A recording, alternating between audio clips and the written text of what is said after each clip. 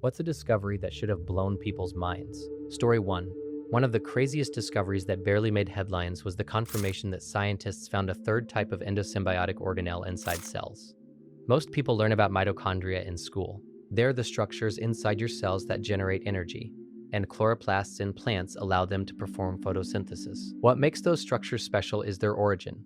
They were once independent bacteria that got absorbed by another cell billions of years ago and became permanent residents.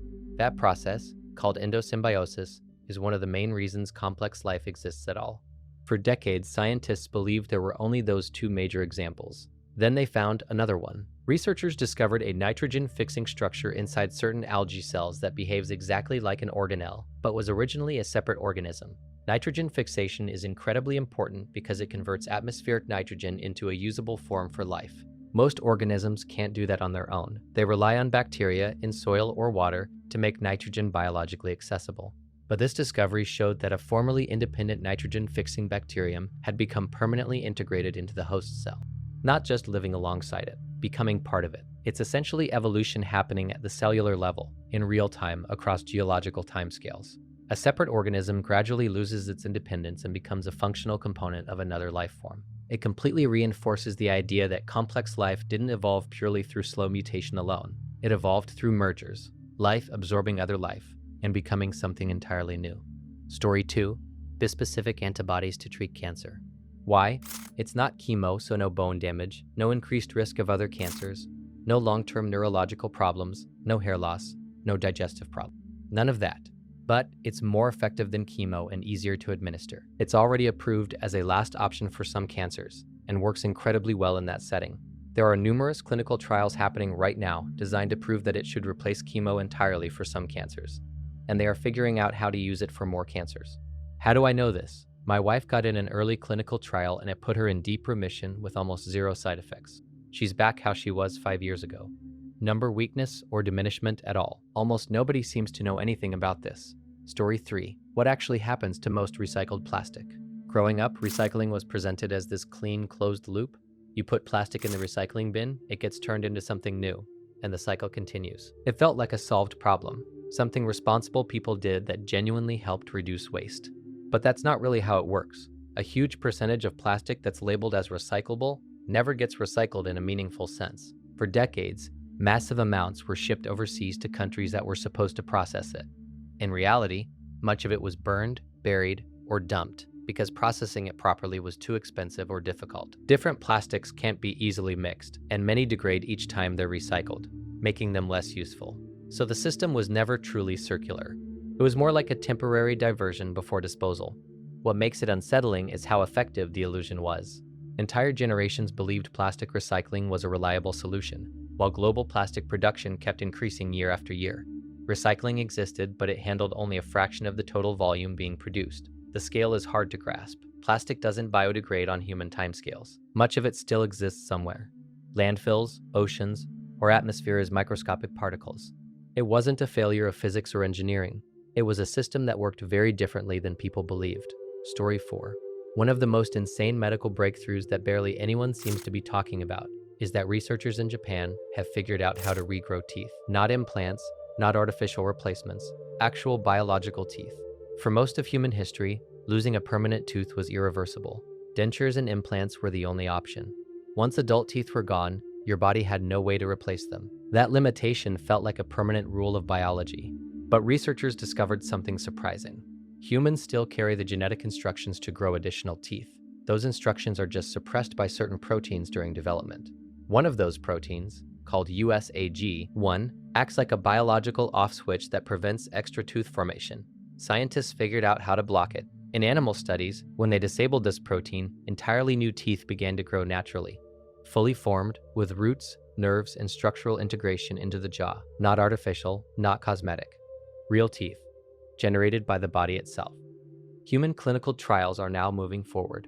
The goal is to create a treatment that could allow people who've lost teeth to regrow them naturally without surgery or implants. It's essentially reactivating a dormant regenerative ability that humans already possess. What makes this so mind-blowing is that it challenges the idea that certain forms of damage are permanent. It suggests the body still has capabilities we've never fully accessed. For the first time, losing a permanent tooth might not actually be permanent. Story 5.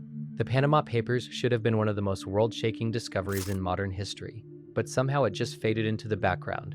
In 2016, an anonymous source leaked over 11 million documents from a law firm called Mossack Fonseca. These weren't random files.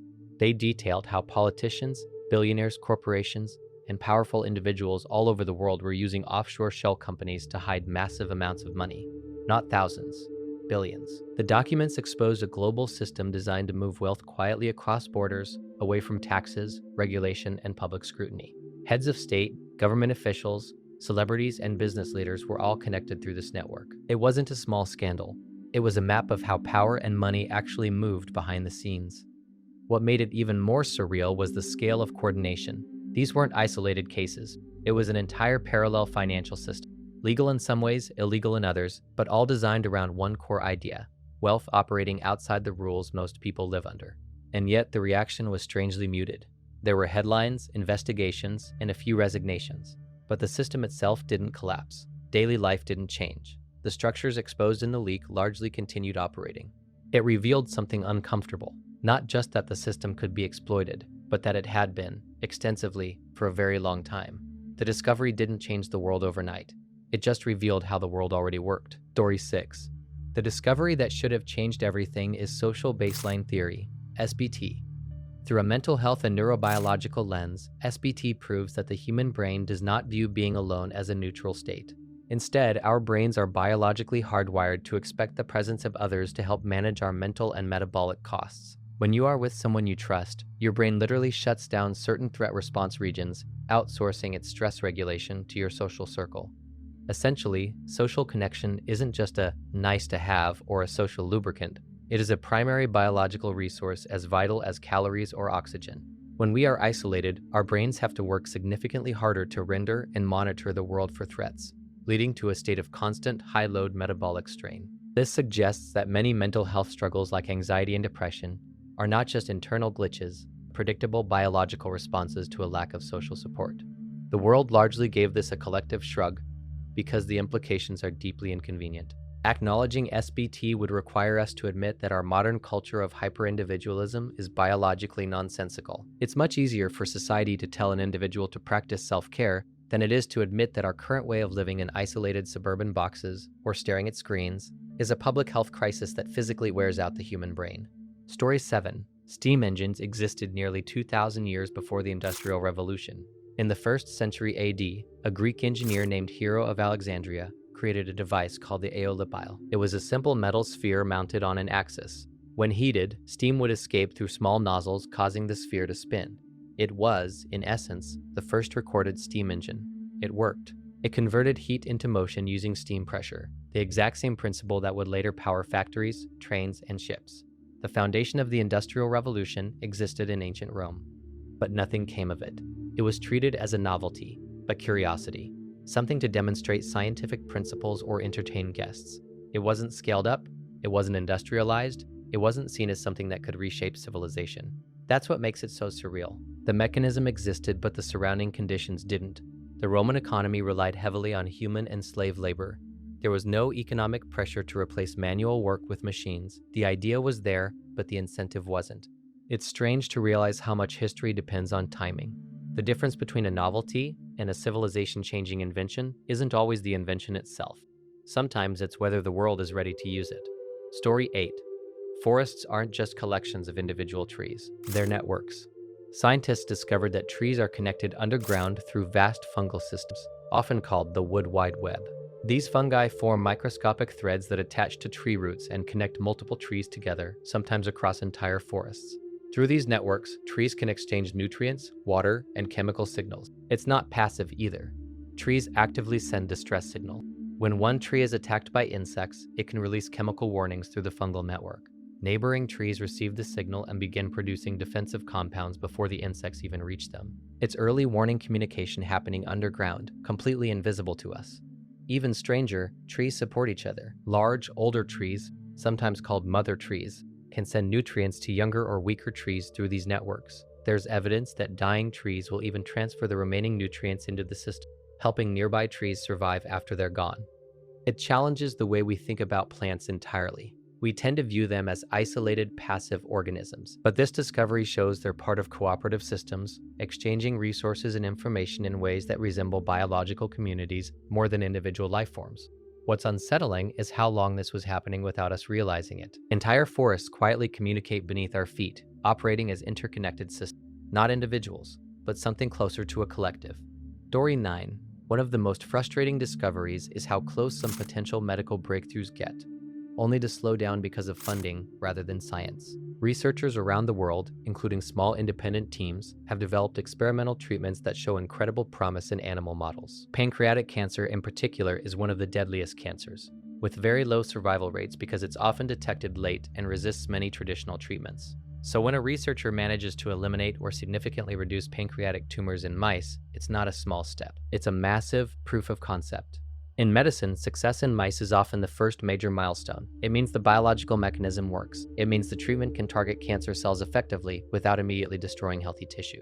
But moving from mice to humans is an entirely different phase. It requires years of testing, regulatory approval, safety trials, and enormous financial support. Not because the idea doesn't work, but because proving it safely and reliably in humans is complex and expensive. What's surreal is how many breakthroughs stall at this exact stage, not due to scientific failure, but due to lack of resources. Science reaches a point where progress becomes a logistical and financial challenge rather than an intellectual one. It changes how you think about discovery. The limiting factor isn't always knowledge. Sometimes it's infrastructure. The potential exists, waiting, while the process of turning possibility into reality slowly catches up. Story 10. In 2024, an SSH encryption backdoor, presumed to be from Russia, had the potential to essentially wipe out 80% of the internet. A German programmer named Andres Freund just happened to notice a tiny 0.05 second slowdown on his computer, and from that, discovered that every version of those computers was compromised. Supercomputers, server farms, regular people all had this vulnerability. When it was discovered and solved, the media was just like, oh cool, good find, random guy. Mainstream media isn't really technologically literate enough to understand how severe this could have been. I'm talking planes falling out of the sky, banks failing, hospitals going dark all across the world. Like the CrowdStrike bug on steroids. We were likely weeks away from this without even knowing it. Story 11. One of the most disturbing discoveries in recent years is that microplastics aren't just in the ocean or soil anymore. They're inside us. Scientists have found microplastics in human blood, lungs, and even in placental tissue. That means plastic particles are small enough to circulate through the body and cross biological barriers once thought to be protective. Babies are now being exposed before they're even born, which would have sounded impossible just a generation ago. What makes it more unsettling is how widespread the source is. Plastic production scaled massively in the mid-20th century, driven by chemical companies that created durable, cheap, and versatile materials. Those materials were designed to resist breakdown, but instead of disappearing, they fragment into smaller and smaller particles over time. They don't go away, they persist and accumulate in air, water, and food chains. And it happened quietly. Plastic became part of daily life so gradually that no one questioned its long-term biological presence. Bottles, packaging, fabrics, coatings. Over decades, it integrated into everything around us. Now, microscopic fragments are found in environments as remote as deep ocean trenches and polar ice.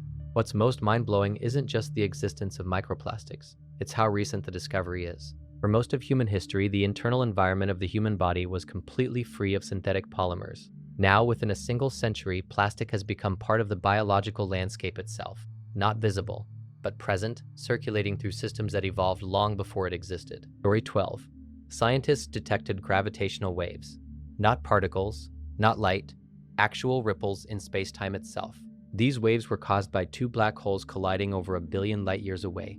When they merged, they released so much energy that it physically stretched and compressed the fabric of reality. By the time those ripples reached Earth, they were incredibly faint, but still measurable. And we measured them. The detectors, part of the LIGO scientific collaboration, were precise enough to detect changes smaller than the width of a proton. The mirrors inside the facility shifted by a fraction of an atomic diameter as the wave passed through Earth. It was like measuring a change smaller than a hair's width across a distance of millions of miles. This wasn't just confirmation of a theory. It was direct proof that space-time itself behaves like a physical medium that can ripple and move. What makes it even more surreal is that the signal came from an event that happened before complex life existed on Earth. Those waves traveled across the universe for over 1 billion years, passing through empty space, galaxies, and finally through our planet, where we happen to have the technology ready to detect them. For the first time, humanity didn't just observe the universe, we felt it move. Story 13. Your gut bacteria don't just help digest food, they actively influence your brain. Inside your digestive system are trillions of bacteria, collectively called the gut microbiome. For a long time, scientists assumed their role was mostly limited to digestion, breaking down food, producing vitamins, and helping regulate metabolism. But research started revealing something far stranger. These bacteria communicate directly with your nervous system. They produce neurotransmitters like serotonin, dopamine, and GABA, the same chemicals involved in regulating mood, anxiety, and emotional stability. In fact, a large percentage of the body's serotonin isn't produced in the brain at all. It's produced in the gut. There's even a direct physical connection. The vagus nerve runs between the gut and the brain, allowing signals to travel in both directions. Experiments showed that altering gut bacteria in animals could change their behavior. Anxiety levels, stress responses, even social behavior could shift depending on the composition of their microbiome. It means your mental state isn't just determined by your thoughts, it's influenced by an entire ecosystem living inside you. What makes this so surreal is how recent this realization is. For most of human history, we thought of the mind as isolated inside the brain. Now we know it's part of a larger biological system that includes trillions of microscopic organisms. Your sense of calm, stress, or well-being isn't entirely yours alone. It's partly shaped by something living within you. Story 14. One of the strangest scientific milestones happened quietly in the 90s, when scientists successfully cloned a sheep named Dolly the sheep. Dolly wasn't just similar to another sheep. She was genetically identical, created using a process called somatic cell nuclear transfer, where the DNA from an adult cell was inserted into an egg cell and developed into a new organism. It proved something fundamental. You could take a fully developed organism's DNA and use it to create another version of it. That discovery shattered long-held assumptions about biology. It meant that, in principle, cloning wasn't limited to simple organisms. Mammals could be cloned, complex life could be replicated. And then, everything went quiet. Not completely silent. Cloning research continued with animals. Scientists cloned mice, cows, cats, horses, and other mammals. The technology clearly worked, but when it came to humans, there were no confirmed public cases, no verified announcements, just ethical debates, regulations, and uncertainty. What made it even stranger was how quickly the implications faded from public attention. The technology existed, the proof of concept was there, yet the world moved on as if it were just another experiment, not a discovery that fundamentally changed what was biologically possible. It wasn't science fiction anymore. It demonstrated reality, and the boundary between theoretical and possible had permanently shifted. Story 15. Scientists brought back physical material from an asteroid called Bennu. This wasn't just space dust, it was ancient. Older than Earth itself, a preserved fragment from the earliest days of the solar system, untouched for billions of years. When researchers analyzed the samples, they found something incredible. Organic molecules, the building blocks of life. Carbon-based compounds, amino acid precursors, and chemical structures associated with biological systems. These weren't living organisms, but they were the raw ingredients that life is built from. What made it even more surreal was where Bennu likely came from. Evidence suggests it may be a fragment of a much larger body that existed early in the solar system's history, possibly part of a protoplanet that formed, developed internal chemistry, and was later destroyed by massive collisions. Bennu could be debris from a world that no longer exists, which raises a strange possibility. The chemical foundations of life didn't originate exclusively on Earth. They were already present in space, delivered by asteroids and comets during the early bombardment period, when Earth was still forming. It means life here may not represent the first genesis. It may represent a continuation, fragments of ancient chemistry, preserved across billions of years, eventually finding stable conditions on a young planet and beginning again. Not created from nothing, but inherited from something that came before. Story 16. In 2023, the extinct language Kalashma was rediscovered on a 13th century BC tablet, and within a year, it was determined to be from the Indo-European language family. More specifically from the extinct Anatolian branch, which is the earliest to have split from the Proto-Indo-European language, approximately 3500 BC. This branch had languages that had existed up until maybe the 2nd century BC, but today, we know so little about them that we don't even know how to classify them on the Anatolian branch. One of the most mind-blowing discoveries recently was the rediscovery of an entirely lost human language that had been silent for over 3,000 years. In 2023, researchers studying ancient clay tablets found references to a language called Kalashma. The tablet itself dated back to around the 13th century BC, buried in archives connected to the Hittite civilization. At first, it was just another fragment of text in an unfamiliar script. But as linguists began analyzing it, they realized something extraordinary. It belonged to the Indo-European language family. That's the same massive family that includes English, Spanish, Hindi, Russian, and dozens of others spoken by billions of people. But Kalashma wasn't just another member. It belonged to the Anatolian branch, which split off earlier than almost any other Indo-European languages. This branch includes long-extinct languages like Hittite and Luwian, spoken thousands of years ago in what is now modern-day Turkey. What makes this discovery so surreal is what it represents. This wasn't just decoding a language, it was hearing the voice of a civilization that had been completely silent for millennia. Words spoken by people who lived, thought, and understood the world in ways that had been lost to time. Their sounds, their structure, their expression, all gone, until suddenly, they weren't. It's a reminder that human history isn't fully preserved. Entire cultures existed, spoke, and disappeared, leaving only fragments behind. And sometimes, buried in clay, those voices wait thousands of years to be heard again. Story 17. One of the biggest scientific breakthroughs in human history happened in 2022, and most people barely registered it. Scientists at the Lawrence Livermore National Laboratory achieved something called nuclear fusion ignition. For the first time ever, a fusion reaction produced more energy than was directly used to trigger it.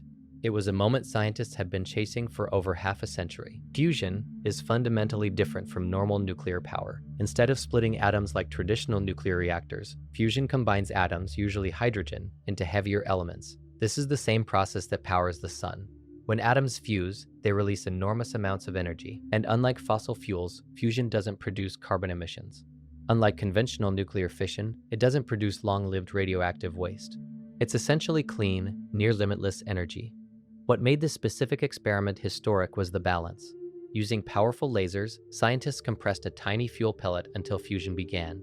The reaction released more energy than the lasers delivered to the fuel itself. It was the first clear demonstration that controlled fusion could produce a net energy gain at the reaction level.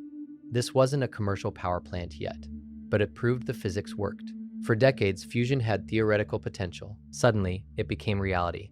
It means humanity has crossed a threshold where replicating the energy source of stars is no longer hypothetical. We've proven we can create a miniature star reaction here on Earth, and most people went on with their day. Story 18. Washing hands. In the mid-1800s, a Hungarian doctor named Ignaz Semmelweis noticed something disturbing. Women giving birth in hospitals were dying at much higher rates than women giving birth at home. The deaths were often caused by something called childbed fever, a severe infection that developed after delivery. Semmelweis started looking for patterns. He realized that doctors were performing autopsies and then going straight to deliver babies without washing their hands. There was no germ theory yet. Nobody knew bacteria existed, but he had a suspicion that something invisible was being transferred from dead bodies to living patients. So he implemented a simple rule. Doctors had to wash their hands with a chlorinated solution before examining patients. The results were immediate and dramatic. Mortality rates dropped massively. Entire wards that had been full of death suddenly became much safer. The evidence was clear. Something on the doctor's hands had been causing infections, and washing removed it. But instead of celebrating the discovery, many of his peers rejected it. They were insulted by the implication that they themselves were responsible for killing patients. Without a scientific explanation for germs, his findings sounded absurd to them. He was mocked, dismissed, and ignored. It took decades before germ theory was fully accepted. By then, millions had died from infections that could have been prevented by something as simple as clean hands. Story 19. We can grow tiny human brain structures in labs, and they can actually learn. These are called brain organoids. Scientists take human stem cells and guide them to develop into miniature clusters of brain tissue. They aren't full brains, they don't have consciousness or thoughts like a human, but they do form neurons, synapses, and electrical activity patterns similar to real brain development. They behave like simplified biological processors. Researchers have connected these organoids to computers and allowed them to interact with digital environments. In some experiments, the organoids were linked to simple video game systems. When the organoid produced electrical patterns that led to better in-game outcomes, it received structured feedback through stimulation. Essentially, it was being trained through biological reinforcement. Not programmed, trained. The organoid adapted over time, improving its responses based on feedback. This wasn't artificial intelligence running on silicon. It was living human-derived tissue learning from its environment. What makes this so surreal is what it represents. For the first time, biological brain matter is being integrated with machines in a functional way. It blurs the line between biology and computation, between something grown and something built. These organoids don't think like humans, but they demonstrate that learning, adaptation, and information processing can exist outside a full organism. It forces you to rethink what a brain actually is, not just an organ, but a system capable of interacting with reality, even when grown in isolation. Story 20. In 2016, over 11 million confidential documents were leaked from a law firm called Mossack Fonseca. The leak became known as the Panama Papers. It exposed how some of the richest and most powerful people on Earth were using offshore shell companies to hide wealth, avoid taxes, and move money in ways that were almost invisible to public oversight. This wasn't a small group. It involved politicians, billionaires, corporate executives, celebrities, and government officials from dozens of countries. These shell companies existed mostly on paper. They had no offices, no employees, and no real operations. Their purpose was to obscure ownership and allow money to flow without transparency. It revealed that there was effectively a parallel financial system, one where enormous amounts of wealth existed outside the normal structures that most people live within. While ordinary income is taxed and tracked, these offshore systems allow wealth to be moved quietly through layers of legal entities, making it difficult to trace. What made it surreal was the scale. Not millions, trillions. And yet, after the initial headlines, life continued almost normally.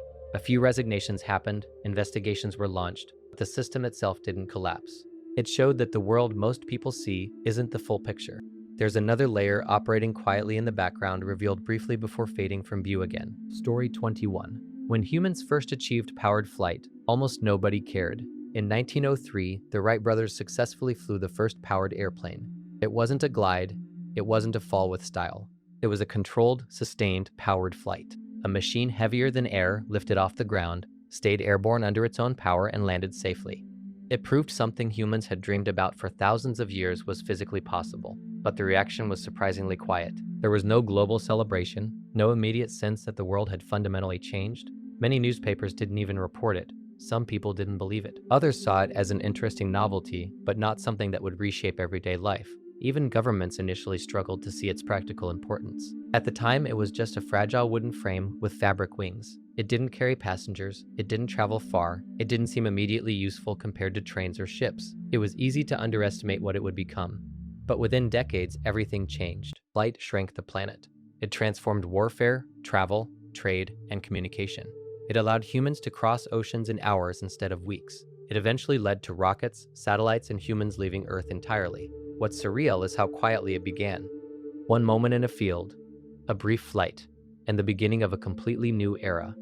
Story 22. Humans have already created and stored antimatter, something that sounds like pure science fiction. Antimatter is exactly what it sounds like. It's matter's opposite. For every normal particle, there exists an antimatter counterpart with reverse charge. When antimatter touches regular matter, they annihilate each other instantly. Not burn, not explode chemically, they convert directly into energy according to Einstein's equation. And the efficiency is absolute. Nearly 100% of the mass becomes energy. No other fuel source comes close. Chemical fuels like gasoline convert only a tiny fraction of their mass into usable energy. Even nuclear fission converts less than 1%. Antimatter converts everything. A tiny amount could theoretically produce enormous energy. Scientists have already produced and stored small amounts at places like CERN. They use magnetic containment systems to suspend antimatter particles in a vacuum so they never touch normal matter. If containment fails, the particles annihilate instantly. It's incredibly difficult and expensive, but it proves something extraordinary. We can create and hold the most energy-dense substance ever known. Right now, it's not practical as a fuel source. Producing even tiny amounts requires huge particle accelerators and enormous energy input. But the physics works. The barrier isn't a possibility. It's scale and engineering. It means the most powerful fuel imaginable isn't hypothetical. It already exists, waiting for the technology to catch up. Story 23. Scientists may have already found physical evidence of possible microbial life on Mars, and it doesn't look dramatic at all. It's just a rock. Specifically, samples analyzed by NASA's Perseverance rover revealed unusual markings and chemical signatures that don't have an easy non-biological explanation. The rock contained strange patterns of spots, discolorations, and mineral deposits that formed in ways scientists typically associate with microbial activity on Earth. Not creatures, not fossils you can clearly see, just patterns. On Earth, similar features are often created by colonies of microorganisms interacting with their environment. They leave behind chemical fingerprints, altering minerals and creating structures as they metabolize and grow. The colors themselves come from chemistry, but the organization of those colors suggests something may have influenced their formation. What makes this discovery so surreal is the uncertainty. Scientists haven't confirmed its life, but they also haven't found a fully convincing non-biological explanation yet. The rock formed billions of years ago, during a time when Mars had liquid water, a thicker atmosphere, and conditions that could have supported microbial ecosystems. It means the question isn't science fiction anymore. It's chemistry, geology, and biology intersecting in ways we're still trying to understand. If it turns out to be biological in origin, it would mean life didn't just emerge once in the universe. It happened at least twice, on neighboring worlds. Story 24. This discovery isn't about space or physics, it's about animals and how wrong we were about them for most of human history. For centuries, the dominant scientific view was that animals didn't truly feel pain or emotions. Philosophers like René Descartes argued that animals were essentially biological machines. They reacted to stimuli, but they didn't experience suffering in the way humans did. Their cries were seen as automatic responses, not expressions of real distress. But modern neuroscience completely overturned that idea. Animals have the same core brain structures associated with emotion, fear, pleasure, and pain. Mammals, birds, and even some invertebrates show clear signs of emotional states. They form bonds, they grieve, they experience anxiety, they play. Brain scans show similar neural activity patterns between humans and animals when experiencing pain or stress. Some animals even display behaviors that look unmistakably emotional.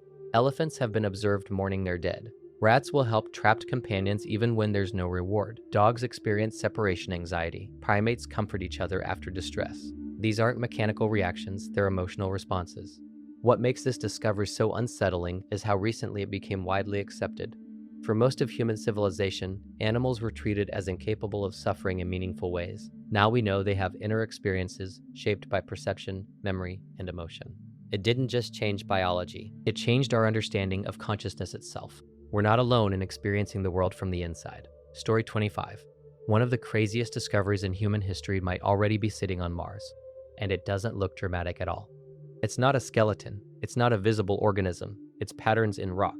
NASA's Perseverance rover has been exploring an ancient region of Mars called Jezero Crater, which used to be a lake billions of years ago. When scientists analyzed certain rocks there, they found structures, mineral deposits, and chemical signatures that closely resemble features produced by microbial life on Earth. These include specific mineral formations, organic molecules, and microscopic textures that, on our planet, are often associated with ancient bacterial colonies. What makes this discovery so surreal is the context. Mars today is cold, dry, and hostile, but billions of years ago it had liquid water, a thicker atmosphere, and conditions that may have supported life. The rocks Perseverance is studying formed during that earlier era. They are essentially preserved time capsules from a period when Mars was more Earth-like. Scientists haven't confirmed life yet, but they've found features that strongly resemble the fingerprints life leaves behind. The samples collected are planned to be returned to Earth in future missions where they can be studied with far more advanced instruments than anything available on a rover. If confirmed, it would change everything. It would mean life didn't just emerge once, in one place. It emerged on two separate worlds in the same solar system. And we've already found its traces. Story 26. NASA flew a spacecraft past Pluto.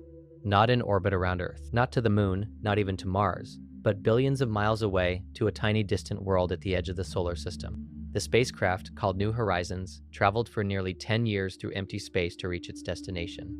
And it worked perfectly. Pluto is so far away that signals take over 4 hours just to travel one way at the speed of light. That means every instruction sent to the spacecraft had to be planned in advance. There was no joystick, no real-time control. Everything had to execute autonomously after traveling across billions of miles of nothing. When it finally arrived, it sent back images: mountains made of ice, vast plains of frozen nitrogen, complex terrain on a world so distant it had only ever appeared as a blurry dot before. For the first time in human history, Pluto became a real place instead of an abstract point of light. What makes it surreal is how unlikely it all was. Humans evolved on a small planet, unaware of what existed beyond their sky. Within a few thousand years, we went from thinking the Earth was the center of everything to physically reaching the outer edge of our solar system. We didn't just observe Pluto, we visited it. Story 27. Two particles can be connected in a way that completely ignores distance. This phenomenon is called quantum entanglement. When two particles become entangled, their properties become linked. If you measure one particle, the other instantly reflects a corresponding change, even if it's on the other side of the universe. Not seconds later, not delayed by the speed of light, instantly. This isn't theoretical anymore. It's been experimentally confirmed many times. Scientists have separated entangled particles by miles, even sending them to satellites in orbit. And the connection still holds. Measuring one immediately determines the state of the other, no matter how far apart they are. Even Albert Einstein was deeply unsettled by this idea. He called it spooky action at a distance, because it seemed to violate the fundamental rule that nothing can transfer information faster than light. Yet experiment after experiment has shown that entanglement is real. It forces you to rethink what separation actually means. At the quantum level, distance doesn't behave the way we experience it. Two particles can remain part of the same system even when physically separated by enormous distances. Their connection exists outside the normal limits of space. This isn't science fiction. It's a measurable reality. It means the universe isn't just made of separate objects interacting locally. At a deeper level, parts of it remain connected in ways that don't follow our everyday intuition. Story 28. Living organisms have already survived direct exposure to outer space. The organisms are called tardigrade, and they're almost indestructible. They're microscopic, 8-legged creatures that normally live in water, moss, and soil. But under extreme conditions, they enter a state called cryptobiosis, where their metabolism essentially stops. They dry out, curl up, and become biologically dormant. In this state, they can survive things that should be instantly fatal. Scientists exposed tardigrades directly to the vacuum of space outside spacecraft. No air. Intense cosmic radiation, extreme temperature swings, conditions that would kill most known life immediately. And when brought back and rehydrated, many of them simply woke up and continued living, as if nothing happened. This has huge implications for how life might spread through the universe. Rocks from planetary impacts can be ejected into space and travel for millions of years before landing somewhere else. If microorganisms can survive that journey, it means life doesn't necessarily have to originate independently on every planet. It could travel, hitchhiking across space, carried inside rock fragments, protected from radiation and vacuum long enough to reach new environments. It means life might not be isolated to one world, but part of a larger cosmic cycle. Not confined, just waiting for the right place to begin again. Story 29. The universe isn't just expanding, it's accelerating. For most of the 20th century, scientists assumed that the expansion of the universe, which began with the Big Bang, would gradually slow down over time due to gravity. After all, every galaxy pulls on every other galaxy. The logical expectation was that expansion would decelerate, maybe even reverse someday. But in the late 1990s, astronomers studying distant supernovae discovered the opposite. Galaxies weren't slowing down. They were moving away from each other faster and faster over time. The farther away they were, the more acceleration they showed. Something wasn't just allowing expansion. Something was actively driving it. They called it dark energy. We still don't know what dark energy actually is. It's not something we can see, touch, or directly measure. But based on observations, it appears to make up about 70% of the total energy content of the universe. It's the dominant force shaping cosmic evolution. What makes this discovery so unsettling is what it implies about the future. Eventually, distant galaxies will move away so fast that their light will never reach us again. The visible universe will shrink, not because things disappear, but because they move permanently beyond our observable horizon. The universe isn't slowing down, it's stretching itself apart faster with time. And we don't fully understand why. Story 30. The blue color LED light. Before I had no idea how hard this was. Red, yellow, and blue combinations are able to create a wide range of color for multiple devices today. For decades, scientists could create red and green LEDs, but blue remained impossible. It sounds trivial now, but without blue light, you can't produce full-color displays. Every screen you use today, phones, TVs, laptops, relies on red, green, and blue light combined to create the full spectrum of colors. Without blue, modern digital displays simply wouldn't exist in their current form. The problem was the material. Creating blue light requires much higher energy than red or green. Scientists struggled for years to find a material that could emit stable, efficient blue light without breaking down. It wasn't just an engineering challenge. It was a physics and materials science barrier. For a long time, many experts thought it might not be practical at all. Then, in the 1990s, researchers finally succeeded using gallium nitride. It was a breakthrough that quietly unlocked modern display technology. Suddenly, full-color LED screens became practical. Bright, energy-efficient displays became possible. White LED lighting, which combines blue LEDs with phosphors, also became viable, dramatically reducing global energy consumption for lighting. What makes it surreal is how invisible the impact feels. This one breakthrough made smartphones, flat-screen TVs, LED lighting, and massive digital displays possible. It changed how humans interact with information and light itself. And yet, Most people use blue LEDs every single day, without ever realizing that for decades they simply couldn't be made. Story 31. Phonons. Essentially sound lasers. This is more of a technological challenge that, while has been long understood on paper, we have not had the technical skills to build. Till now. The final dominoes fell only in the last few months. On the surface, this seems rather underwhelming, and I suspect that is how people will see it, but personally, I think it should blow your mind. I suspect this technology will be in nearly every electronic device within the next 10 years. It will not be some neat experimental research trick, but a real and fundamental change in some technical aspects that we use daily. I cannot list all the ways this will be incorporated, but we'll start with the most obvious: data to your phone. Right now, we have what would be a conventional RF filter in your phone that is quite limited and uses a significant portion of your daily power. Using a Phonon filter of the same size, it will allow for data rates of 10 to 100 times the speeds we get now. Or it will allow for similar data rates with 10 times the coverage. And it will do this with the 100th power. I could imagine a hearing aid-sized device with a battery that would last a month, but be a phone in your ear. But other things it can do. Mechanically, moves heat away from a chip with extremely low power and high efficiency. Provide LiDAR type of services but with resolutions 100s to 1000 times more precise. Human medical imaging that will seem like magic at a fraction of the cost. Use the same RF signal on your phone to count every person 20 feet from you, even if they are around a corner or in a closet. And not only could it detect them, it could measure their heartbeat and blood pressure, and likely deduce stress levels and things I cannot even think of. Phonons are no longer just a theoretical concept in labs. They have become the secret sauce making 6G technically possible. Story 32.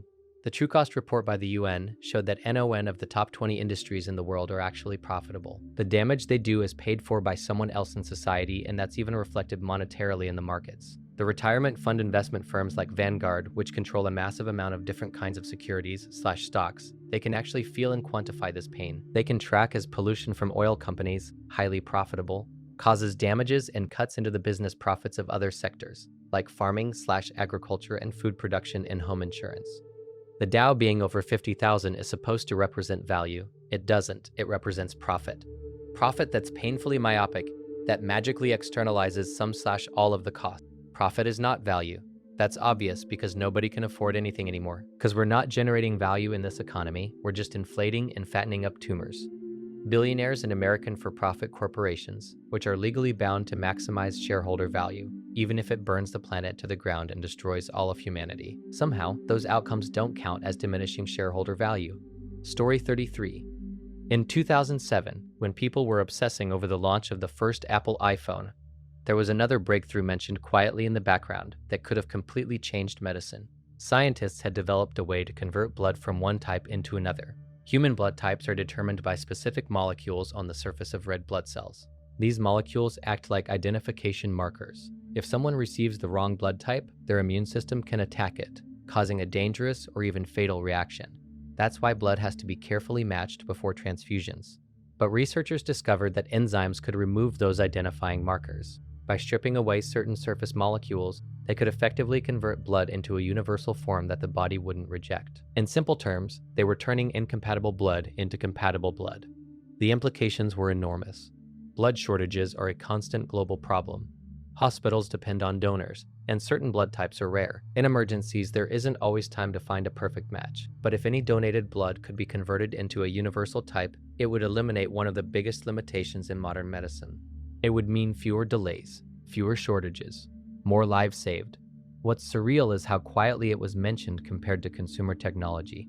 A device that changed communication dominated headlines. A discovery that could change survival itself barely made a ripple. Story 34. What's strange looking back is how dramatically the narrative around population changed in just a few decades. In the mid to late 20th century, population growth was treated as one of the biggest threats to humanity's future. When the global population crossed 4 billion in the 1970s, it triggered widespread concern. Scientists, economists, and policymakers warned about resource depletion, food shortages, and environmental strain. Books, documentaries, and news coverage all echoed the same fear. There were limits to what the planet could sustain. The assumption was simple. More people meant fewer resources per person. Less food, less space, less stability. Population growth was seen as a problem that needed to slow down to avoid collapse. But over time, the conversation shifted. Technology increased food production. Agricultural efficiency improved. global systems adapted in ways that delayed or reshaped many of the worst predictions. The world didn't collapse under population pressure the way many expected. Instead, population growth became intertwined with economic growth, labor markets, and development. What makes it mind-bending is how quickly humanity scaled. It took hundreds of thousands of years to reach the first billion people, then just over a century to reach 8 billion. The speed of that change is unprecedented in Earth's history. Entire generations lived through a doubling of the human population within their lifetime. It raises a deeper realization. Human civilization isn't static. It's an ongoing experiment, constantly reshaped by biology, technology, and the systems we build around ourselves. Story 35. Magnets are one of those things that feel so normal that people forget how absolutely bizarre they really are. You can take a piece of metal, hold it near another piece of metal, and it just moves. No strings, no visible force, nothing connecting them. Just an invisible field reaching through empty space and pulling or pushing matter. Even today, you can feel it happening in your hand, and there's nothing to see for most of human history. Magnets were basically treated as magic. People found naturally magnetized rocks called lodestones and used them for navigation long before they understood why they worked. The compass changed human history. It allowed ships to travel reliably across open oceans, which led to exploration, global trade, and the connected world we live in now, all because of an invisible force generated by the planet itself. And that force comes from something even stranger. At the atomic level, magnetism exists because electrons have a property called spin. It's not literally spinning like a ball, but it behaves like a tiny rotating charge that creates a magnetic field. When enough of these spins align in the same direction, their fields combine into something strong enough to move objects. Every electric motor, every generator, every hard drive, and every speaker relies on this. Modern civilization runs on magnetism. It's an invisible force that quietly powers the machines, infrastructure, and technology that make the modern world possible. Story 36. What's strange isn't just the claims themselves. It's the fact that conversations about unidentified aerial phenomena have moved into official government settings at all. For decades, the topic was treated as fringe, something associated with rumors, speculation, or pop culture. But in recent years, there have been formal congressional hearings where military pilots and intelligence officials testified about encounters with objects they couldn't identify or explain using known technology. These weren't random witnesses. They were trained observers, people whose jobs involve identifying aircraft, monitoring airspace, and recognizing known systems. Some described objects moving in ways that didn't match conventional aircraft performance. Sudden acceleration, lack of visible propulsion, maneuvers that didn't align with current engineering limitations. The government itself acknowledged that some encounters remain unexplained, not confirmed as extraterrestrial, but not easily explained either. What makes it surreal is how calmly it was absorbed into public awareness. For most of human history, even the suggestion of unknown objects in controlled airspace would have caused widespread alarm or fascination. Instead, it became just another news cycle. Part of that may be uncertainty. Unidentified doesn't mean extraterrestrial, it means unexplained. Science requires evidence, repeatability, and verification before drawing conclusions. But the existence of officially documented unknowns still raises questions about how much there is left to understand. It's a reminder that discovery doesn't always arrive with clear answers. Sometimes it arrives as unanswered questions. Story 37. Stories like that tend to capture people's imagination because anti-gravity itself sits right at the edge between real physics and science fiction. Gravity is one of the fundamental forces of the universe, but it's also the one we understand the least. We know how it behaves, we can measure it precisely, and we can predict it. But compared to electromagnetism, we've never learned how to manipulate gravity in practical ways. We can generate electric and magnetic fields, shield electromagnetic signals, and use them for propulsion and energy. Gravity, on the other hand, remains something we can only respond to, not control. There have been legitimate areas of research that explore gravity-related effects. Physicists study gravitational waves, space-time curvature, and exotic theoretical concepts like negative energy and space-time warping. These aren't attempts to turn off gravity, but to understand how it behaves under extreme conditions. Most of this research happens openly in universities and national laboratories, published in peer-reviewed journals and shared with the scientific community. What makes stories about suppressed discoveries compelling is the idea that transformative technology could exist but remain hidden. Historically, some technologies have been classified temporarily, especially during wartime or national security development, but scientific breakthroughs usually leave trails. Papers, collaborations, experiments that others can reproduce. Science advances through verification, not isolation. Anti-gravity as a controllable technology hasn't been demonstrated publicly, But the fact that gravity itself can ripple, bend, and shape spacetime shows how much there still is to understand about the universe's most familiar force. Story 38. What's terrifying about earthquakes isn't just that they happen, it's that we know exactly where many of the worst ones will occur. We just don't know when. Entire cities are built directly on fault lines where tectonic plates are constantly pushing against each other. The pressure builds slowly over decades or centuries, completely invisible. Nothing happens. Life goes on normally. Then, in seconds, that stored energy releases all at once. The ground shifts, buildings collapse, and the landscape permanently changes. Places like Tokyo, Los Angeles, Istanbul, and parts of Southeast Asia exist in these zones. Millions of people live there. Skyscrapers, highways, and infrastructure are all sitting on ground that is technically unstable. Scientists can measure strain accumulating along faults, and in some cases they know that certain faults haven't released energy in a very long time. That's often a sign that pressure is building toward a future event. What makes it surreal is how normal everything feels before it happens. There's no visible warning most of the time, no sound, no signal humans can detect naturally. The ground beneath cities feels solid and permanent, but in reality, it's made of massive plates slowly moving inch by inch. Over geological time, earthquakes reshape entire regions. Mountains rise, coastlines shift, cities that once existed can be reduced to ruins. The Earth isn't a fixed platform, it's an active system constantly rearranging itself. We build assuming stability, but stability in many places is only temporary. Story 39. When scientists discovered telomeres, it fundamentally changed how we understand aging. Telomeres are protective caps at the ends of your chromosomes. Every time a cell divides, these caps get slightly shorter. They act like a buffer zone, protecting the important genetic information in your DNA. But over time, as cells continue dividing, telomeres eventually become too short to protect the chromosome properly. When that happens, the cell stops functioning normally. It either enters a dormant state or dies. This process contributes directly to aging. Your tissues gradually lose their ability to repair themselves. Organs become less efficient. The visible and invisible effects of aging accumulate over time, all linked to this gradual shortening happening at the cellular level. What makes this discovery so surreal is that scientists also found an enzyme called telomerase. This enzyme can rebuild telomeres, essentially restoring that protective cap.